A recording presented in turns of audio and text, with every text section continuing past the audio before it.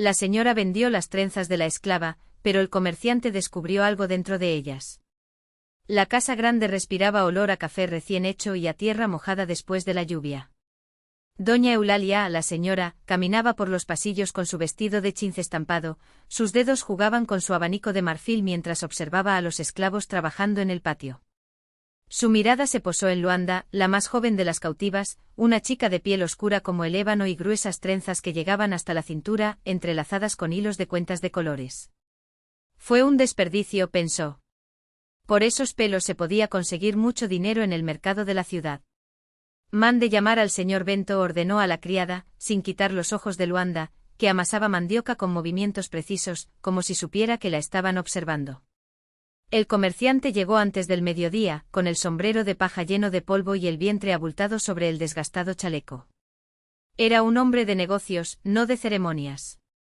Saludó a su señora con un gesto y fue directo al grano. ¿Qué tienes para mí hoy, doncella? Doña Eulalia sonrió, dulce como miel envenenada.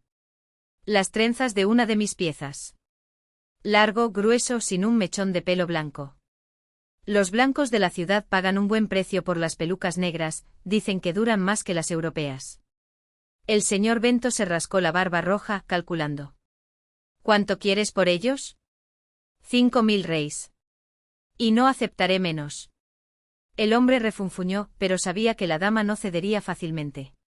Cerró el trato con un apretón de manos y una sonrisa irónica. Esa misma tarde Luanda fue llevada al cuarto de esclavos trasero, donde la vieja tía María, con manos temblorosas, deshizo una a una las trenzas que habían tardado años en crecer. La niña no lloró, no gritó. Simplemente apretó los dientes hasta que sangraron, mientras las cuentas azules y rojas caían al suelo de tierra como lágrimas secas. Al día siguiente el señor Bento llevó las trenzas a su tienda en el centro del pueblo. Los colgaba de un gancho de hierro junto al tabaco y los sacos de frijoles, y esperaba a sus clientes. No pasó mucho tiempo para que Lady Saltina, esposa del juez, apareciera fascinada. ¡Qué maravilloso! Nunca había visto un cabello tan bien cuidado en una mujer negra. Debe ser uno de esos que tienes como mascota. El comerciante se rió pasando los dedos por sus mechones. Esta es pura mercancía, señora. Pero tienes razón, es un cabello de primera. La mujer pagó sin regateos y se fue contenta, imaginando ya la sorpresa que causaría en el baile del sábado siguiente. El señor Bento, satisfecho, guardó las monedas en la caja fuerte y se fue a almorzar. Solo cuando regresó, ya con el sol, notó algo extraño. Las trenzas habían sido cortadas en pedazos. Ni para él, ni para ninguna rata. Alguien los deshizo con cuidado, como si buscara algo. Y en medio de los hilos, escondido entre las cuentas azules, había un rollo de papel amarillento, tan fino que casi se confundía con los hilos. Con las manos manchadas de grasa, el comerciante desdobló el papel. No eran letras que yo conocía. Símbolos, líneas, dibujos que parecían mapas u oraciones. Y en la esquina, escrita con tinta descolorida, una palabra que podía leer, Palmares. La sangre se heló. Esto no era solo cabello. Fue un mensaje. ¿Y si la señorita descubriera que él había visto? El señor Bento arrugó el papel, lo arrojó al fuego de la estufa de leña y observó cómo las llamas devoraban los secretos de Luanda. Luego, con las manos aún temblorosas, recogió los restos de las trenzas y las enterró en el patio trasero, donde nadie las encontraría jamás. Aquella noche, mientras la dama contaba sus monedas a la luz de las velas, Luanda, con la cabeza rapada y el alma intacta, sonreía en la oscuridad. Porque algunas cosas ni el fuego ni la tierra, ni las manos de los maestros pudieron borrar. La mañana siguiente llegó con olor a café tostado y ruido de esclavos en el patio, pero el señor Bento sintió el peso de la noche anterior como una piedra en el pecho. La imagen de los símbolos en el papel se grabó a fuego en su memoria, y cada vez que miraba a Luanda, ahora con la cabeza rapada y la postura erguida, crecía en él una sorda desconfianza. No era el miedo de la dama, era algo más profundo, como si la misma tierra bajo sus pies estuviera a punto de abrirse. Mientras la señora se preparaba para la misa dominical, Bento fingió estar interesado en los libros de cuentas, pero sus ojos volvían una y otra vez al patio trasero, donde estaban enterradas las trenzas. ¿Será suficiente? ¿O esos mechones de cabello, incluso descompuestos, todavía tenían algo de poder? Luanda, por su parte, se movió con una calma que no coincidía con la anterior. SS de los demás. Al pasar por la cocina, dejó caer un puñado de sal al suelo, como por descuido. La cocinera, una mulata de ojos cansados, refunfuñó pero no se atrevió a reprenderla. Sabía que ciertas cosas no pasaban sin consecuencias. Por la tarde, cuando el calor era intenso y hasta los grillos parecían silenciosos, llegó un hombre a la tienda. No era un cliente habitual, vestía ropas raídas, pero su sombrero de ala ancha ocultaba un rostro que Bento reconoció incluso antes de hablar. «Traje lo que me pediste», murmuró el desconocido, deslizando un paquete por el mostrador. Dentro, más papeles. Esta vez no eran dibujos, sino nombres. Nombres de fincas, de señores, de caminos que solo quienes conocían el bosque como la palma de su mano podían rastrear. Y en el centro de todo, de nuevo la palabra Palmares, ahora acompañada de una fecha tachada a carboncillo, la próxima luna nueva. Bento sintió que el sudor le corría por la espalda. No fue solo un mensaje, fue un llamado. Y por primera vez comprendió que Luanda no era la única. Hubo otros. Muchos otros. Esa noche, mientras la señora dormía soñando con sus ganancias, Bento encendió una vela en la trastienda y desdobló los papeles sobre la mesa. Sus dedos, antes ágiles para contar monedas, ahora temblaban mientras trazaba las rutas. No fue trampa, o al menos trató de convencerse de ello. Fue supervivencia. Afuera, Luanda apoyó la frente contra la pared de barro y sonrió. El viento traía olor a tierra mojada y algo más, el lejano murmullo de tambores. No eran imaginarios. Venían de las montañas, como un corazón que late bajo la noche. Y por primera vez en años, el señor Bento sintió que ya no era dueño de nada, ni siquiera de sí mismo. La vela parpadeó proyectando sombras danzantes en las paredes. Los papeles sobre la mesa revelaron no solo rutas, sino nombres, nombres que Bento reconoció, algunos de esclavos que habían desaparecido años antes, otros de hombres y mujeres que todavía trabajaban en granjas vecinas. Había marcas de pintura fresca junto a símbolos que no entendía, cruces invertidas, líneas serpenteantes, algo que parecía un mapa de constelaciones. Luanda lo había dejado allí a propósito. No fue una advertencia. Fue una invitación. Escuchó pasos ligeros en el pasillo. No era la señora, arrastraba los pies como si llevara el peso de sus propias mentiras. Esos pasos eran los de alguien que ya había aprendido a caminar sin hacer ruido. La puerta se abrió antes de que pudiera darse la vuelta. «Tardaste mucho», dijo Luanda, sosteniendo un paquete de tela oscura. Su rostro, iluminado por la luz parpadeante, parecía tallado en ébano pulido. «Están esperando». «OMS». La voz de Bento salió más dura de lo que pretendía. Ella no respondió. En lugar de eso abrió el paquete sobre la mesa, dejando al descubierto un puñado de semillas secas, una botella de aceite oscuro y un cuchillo con mango dentado. El olor que subía era acre, como a hojas quemadas y algo metálico. «Esto no es para ti», dijo señalando las semillas. «Es para la tierra. Y para eso», tocó el cuchillo, «es para lo que hay que cortar». Bento tragó con fuerza. Sabía lo que significaban esas palabras. No se trataba de huir. Se trataba de quemar. Afuera, los tambores cobraron fuerza, como si toda la sierra respirara al mismo ritmo. Luanda ladeó la cabeza y escuchó. «Ya empezaron sin nosotros». Ella extendió su mano. No fue una petición. Fue una orden que no necesitaba palabras. Bento miró los papeles, el cuchillo, sus propios dedos que aún temblaban. Pensó en su amante dormida, en los grilletes que él mismo se había comprado, en las cicatrices que llevaba en la espalda, marcas de una época en la que él también era una propiedad. Cerró los ojos. Cuando los abrió ya no quedó ninguna duda. Tomó el cuchillo. La noche se los tragó a ambos mientras se marchaban. El camino hacia la montaña era empinado, pero sus pies parecían recordar el recorrido, como si la sangre que corría por sus venas ya hubiera hecho ese recorrido antes. Entre los árboles se movían figuras, hombres, mujeres, niños, todos con los mismos ojos brillantes de quienes ya habían visto el otro lado del miedo. Algunos portaban hoces, otros portaban antorchas aún apagadas. Nadie habló. No fue necesario. En la cima de la colina ardía un fuego. A su alrededor, un círculo de personas bailaba en silencio con los cuerpos pintados con arcilla roja y los pies golpeando el suelo al ritmo de los tambores. En el centro una figura alta, envuelta en una tela oscura, sostenía algo que brillaba a la luz de las llamas, un cuerno de búfalo lleno de un líquido espeso. Luanda avanzó tirando Bento por el brazo. El círculo se abrió para darles la bienvenida. «Has llegado», dijo la figura, y la voz era como el viento entre las ramas secas. «Ahora no hay vuelta atrás». Bento sintió el peso del cuchillo en su mano. Miró a Luanda, quien sonrió, una sonrisa que no era de alegría, sino de reconocimiento. Comprendió entonces que esa noche no se trataba de libertad. Se trataba de justicia. Y sabía que no se pedía justicia. Fue tomado. El primer grito vino desde abajo, desde la dirección de la granja. No fue por el dolor. Fue ira. De miedo. De un mundo que comenzaba a colapsar. Bento respiró hondo. El cuchillo brilló cuando lo levantó. Toda la sierra siguió su ejemplo.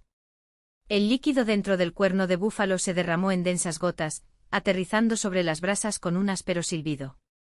Cada gota que tocaba el fuego se convertía en humo púrpura, enroscándose en el aire como serpientes adormecidas. La figura alta apoyó su cuerno sobre una piedra plana, donde habían trazado un mapa con carbón y sangre seca.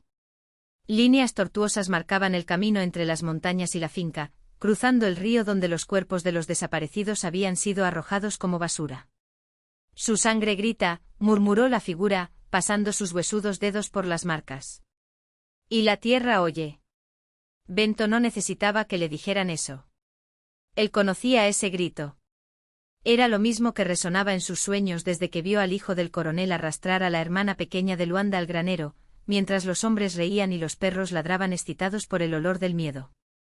Esa noche se había escondido detrás de los barriles de cachaza, temblando y con el cuchillo de cocina pegado al pecho. Ahora la hoja estaba más afilada y sus manos ya no le temblaban. Luanda se arrodilló junto a la piedra y mojó los dedos en el líquido del cuerno. Cuando se los quitó, la piel estaba marcada con venas negras, como raíces secas que brotaban debajo de la superficie. Ella no gritó. Simplemente apretó los dientes y susurró. Para ella. A pesar de. Bento sintió el sabor del metal en la boca. El aire olía a tierra mojada y a algo más viejo, algo que venía de abajo, de las capas donde los huesos no se pudrían, simplemente esperaban. Toda la cordillera parecía respirar con ellos, como si los árboles, las rocas y hasta el viento se hubieran inclinado para escuchar. Abajo en la granja las voces se multiplicaron. Ya no eran gritos solitarios, sino un coro de furia. Las puertas del cuartel estaban derribadas desde dentro, y las sombras que salían ya no eran las de hombres y mujeres encorvados por el trabajo. Eran de personas que habían olvidado cómo arrodillarse. El coronel apareció en el porche con la escopeta temblando en sus manos. Su rostro, una vez rojo por el vino y el poder, ahora era gris como la ceniza de un fuego extinguido.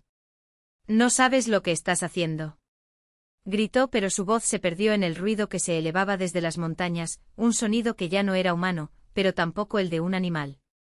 Era el sonido de algo que había sido enterrado y ahora regresaba para cosechar.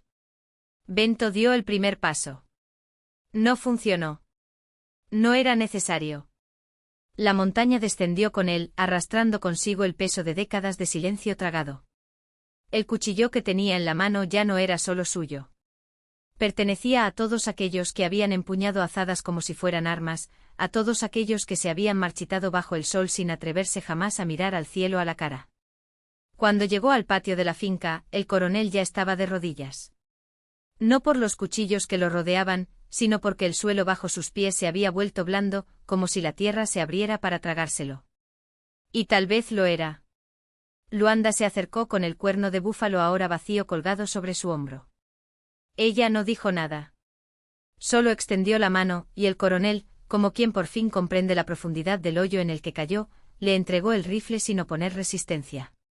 Justicia, repitió Bento, más para él que para los demás. Y la sierra respondió con un temblor que venía del interior y se extendía como un largo suspiro prolongado. Algo se había equilibrado esa noche. No fue paz. No fue el perdón. Fue solo el comienzo. El coronel hundió los dedos en la tierra húmeda, como si quisiera aferrarse a algo que hacía tiempo se había escapado. Sus ojos, antes llenos del brillo frío de quien manda y desmantela, ahora reflejaban solo el vacío de un hombre que se da cuenta, demasiado tarde, de que nunca tuvo control sobre nada. Ni sobre la tierra, ni sobre los hombres, ni sobre la sangre que corría por sus venas.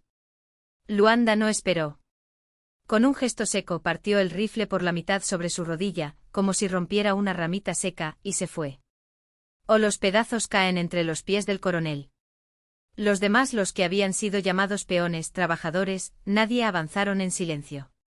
No hubo gritos ni amenazas ni la furia ciega que el coronel siempre había imaginado llegaría al final. Solo había una pesada quietud, como la calma antes de la tormenta que ya está dentro de ti. Bento se agachó junto al hombre caído y puso su mano sobre su hombro. No para consolar, sino para recordar. Tú mismo cavaste este hoyo, murmuró. Solo estamos aquí para verte caer en la trampa. El coronel intentó decir algo, pero su voz le salió entre pedazos, como tierra seca que se desmorona. Quizás fue una petición. Quizás fue una maldición. No importó. Las palabras se perdieron en el temblor que aún vibraba en el aire, como si la montaña entera estuviera masticando su última mentira. Luego vino el sonido.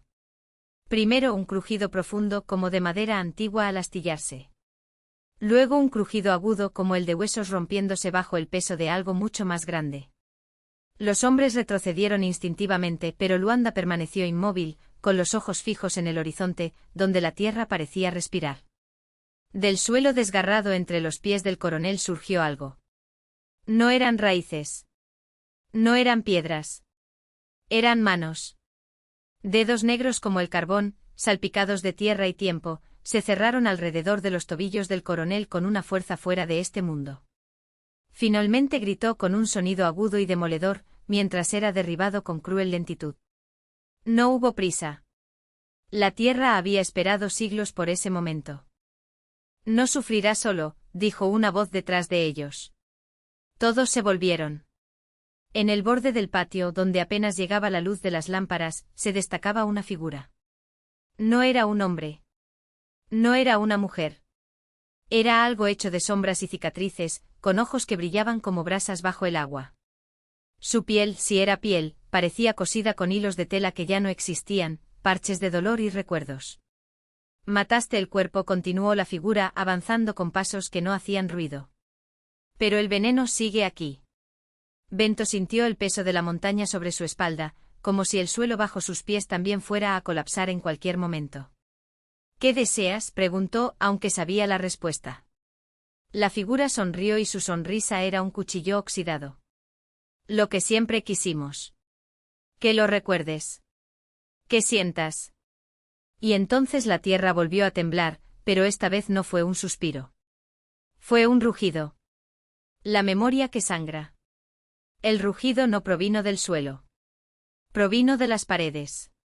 Las grietas que serpenteaban a través de la antigua piedra de la capilla se abrieron como bocas hambrientas, y de ellas no brotó tierra sino líquido, un chorro espeso y negro, viscoso como miel podrida, que se extendió por el suelo en venas palpitantes. Bento retrocedió, sus dedos apretaron el mango de la sierra hasta que le dolieron los nudillos.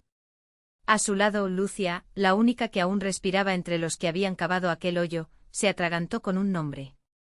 Valentín. La figura de la sombra se detuvo. Su cuerpo, que alguna vez fue una silueta temblorosa, ahora pareció solidificarse, como si el líquido que rezumaba de las paredes fuera su verdadera forma, y su sangre regresara a casa. ¿Te acuerdas?, dijo la voz, que ya no era un susurro sino un coro de gritos ahogados, como si hubieran cosido cientos de gargantas para formar esas palabras. Finalmente. Lucía cayó de rodillas. Sus ojos, antes duros como guijarros, ahora brillaban con lágrimas que ardían al caer como cera derretida. No lo sabíamos, tartamudeó. Lo juro por Dios, no sabíamos lo que estaba enterrado aquí.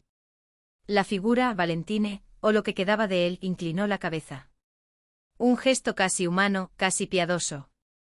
Siempre lo supiste, dijo. Simplemente eligieron olvidar. Y entonces los recuerdos empezaron a filtrarse. No como imágenes, sino como dolor. Bento lo sintió primero, una sensación de ardor en las palmas de sus manos, como si estuviera sosteniendo brasas. Gritó, miró hacia abajo y vio que su piel se abría en finas grietas, de las cuales rezumaba un líquido oscuro, igual al que empapaba el suelo. Fue el veneno.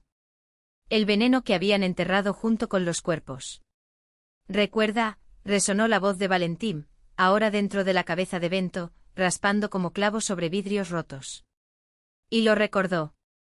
Recordó el día que su abuelo, borracho y temblando, le había hablado de la fábrica, no de la textil, no de la oficial, sino de la otra, la de los sótanos, donde encerraban a los niños con manos lo suficientemente pequeñas como para alcanzar los husos hasta que les sangraban los dedos.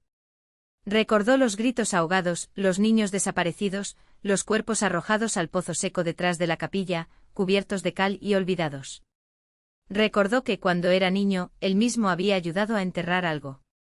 No es un cuerpo. Varios.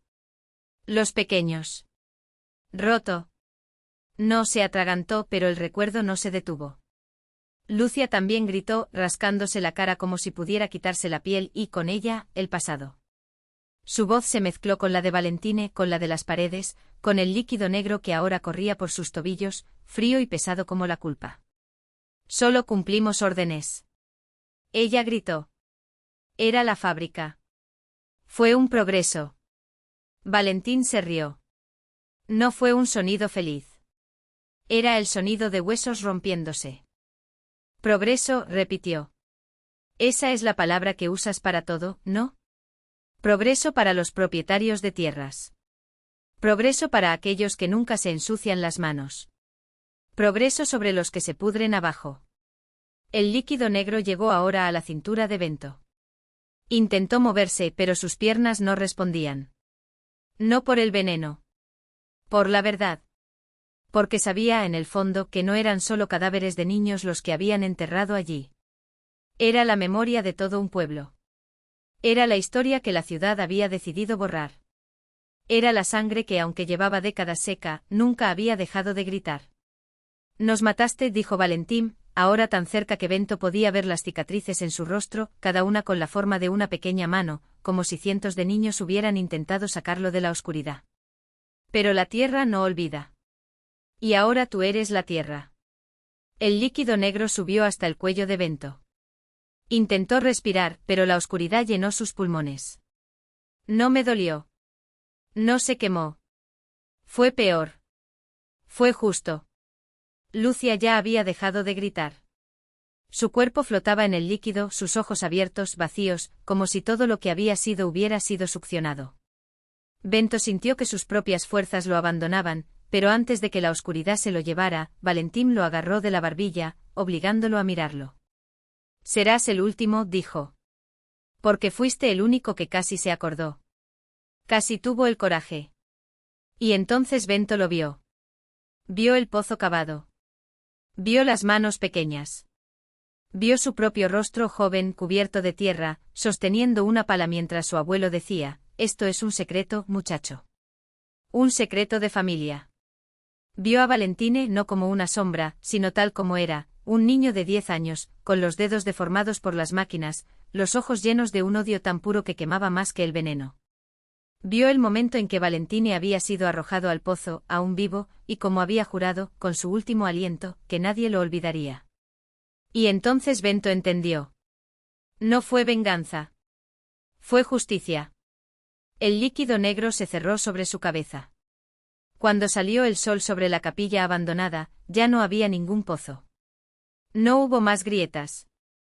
Ya no había líquido, ni cadáveres, ni sierras oxidadas tiradas en el suelo. Solo había una placa nueva, clavada en el suelo donde solía estar el altar. Y sobre él, escrito con letras que parecían hechas de sombra. Aquí descansan los que nunca debieron ser olvidados. En la ciudad la gente amanecía con un peso en el pecho como si hubieran soñado algo terrible. Algunos lloraron sin saber por qué. Otros se miraron las manos y sintieron, por primera vez, el peso de lo que habían hecho sus antepasados. Y en la fábrica abandonada, en las paredes desconchadas, aparecieron marcas, como pequeñas manos, impresas en el polvo, como si alguien finalmente hubiera encontrado el camino de regreso a casa. Pero nadie habló de eso. Porque algunos recuerdos, una vez despertados, ya no pueden ser enterrados.